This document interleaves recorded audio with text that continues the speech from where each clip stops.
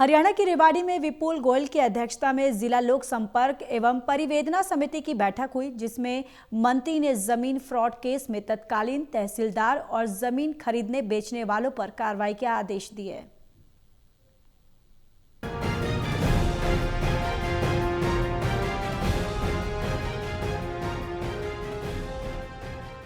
हरियाणा के रेवाड़ी में विपुल गोयल की अध्यक्षता में जिला लोक संपर्क एवं परिवेदना समिति की बैठक हुई।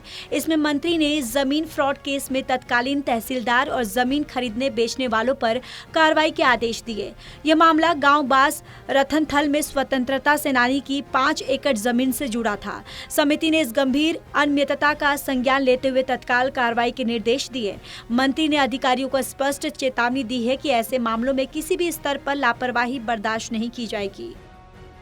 पुराने 7 लंबित मामले थे, उन सभी का निपटारा हो गया। 5 करंट मामले थे, उन पर सारा संज्ञान लिया गया। 2 मामलों को पेंडिंग किया गया, 3 मामलों का निपटारा यहाँ पर हो गया और बहुत अच्छे तरीके से सभी मामलों पर सुनवाई हुई है और सभी लोग सेटिस्फाइड। कोई चार्जशीट करना कोई ये स्वभाव नहीं है। जो काम के तहत अगर कोताही बरती जाएगी, चाहे वो रिटायर हो गया है, चाहे वो रिटायर नहीं हुआ, अगर किसी व्यक्ति को मतलब कानून के दायरे से बाहर जाकर उन्होंने प्रताड़ित किया है या उनका काम में नेग्लिजेंसी करी है, तो उसके लिए कोई भी हो, कितना भी बड़ा अधिकारी हो, कितना छोटा अधिकारी हो, उस पर कार्रवाई।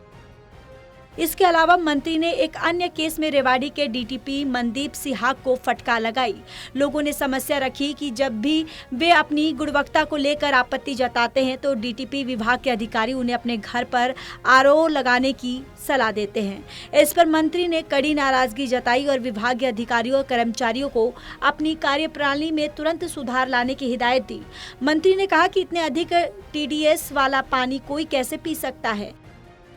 बिल्डर है, बिल्डर और जो लोग हैं, अगर उनको ऑक्यूपेशन देने हैं तो डिपार्टमेंट और बिल्डर दोनों की जिम्मेदारी है।